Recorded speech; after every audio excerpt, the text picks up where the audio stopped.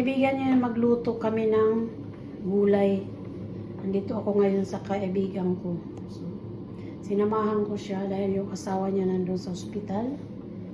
So, nandito ako sa bahay nila ngayon. Tapos magpaksiw kami ng makarel. So, ayan. Ayan. Pinangisdaan niya yan. Nahuli niya. Ito pala yung aming gugulayin. So, mayroon kaming niluto na ayan, gabi. So, inuna muna namin yung gabi. Pero wala pang gata. So, ayan, kalabasa. Tapos naisitaw. Okra. Haluan namin ng itong hipon maliliit. Tapos may kamalunggay. Tapos may peanuts. So, ayan. Dahil luto-luto na yung aking gabi, so ihulog ko na yung aking kalabasa. So, ayan. Ihulog ko na yung aking kalabasa para siya ay maluto. Tapos sulugan ko na siya ng aming gata. Ihulog ko na yung aking gata. Aming gata. So, ayan. Ayan. Hintay lang natin kumulo. Siyempre, lagyan natin ng sabaw, ng asin. So, ayan. Ito ilagay ko ng asin. Lagyan ko siya ng asin. Hintayin lang natin kumulo ulit. Ayan, dahil kumulo na, so ihulog natin yung ating hipon.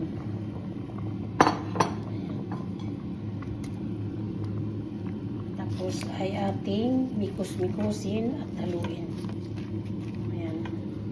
Pabayaan lang muna natin maluto ang kalabasa. Ngayon, hulog ko naman yung aking sitaw. So, ayan. Hintay lang natin ulit maluto ang ating sitaw. So, ihulog ko na yung aking okra. Ilulog ko na yung aming okra. Okra is like, guys. Ay, butang ko na yung aming okra. Ano naman sa kuwanday? Ha? Laway-laway mo. Pagpuno si Dahil. Ha?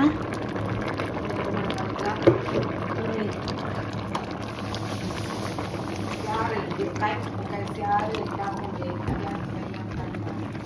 Hindi mo kita yung sandal. Oo. Kaya lang Ayan.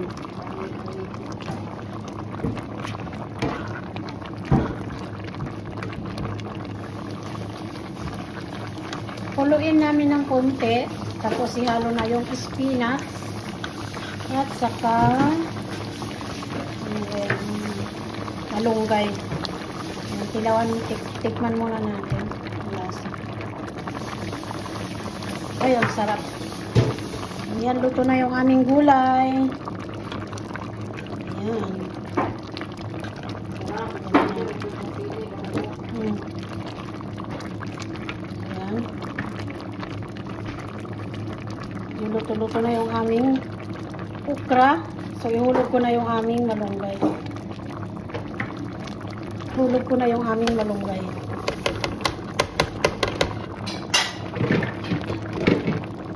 Hinulog na namin yung aming kamalunggay at spinach. Ayan na siya. Ito na. Ayan ang aming gulay. Sitwasyon ng aming gulay na masarap. kita ko sa Facebook na balita. Kita ko kami lagi ko sabot sa post. Ay. Ayan. Ayan, luto na yung aming gulay. Yung kinakusgan na gulay. Diba? Kumain ng gulay at pampahaba ng buhay.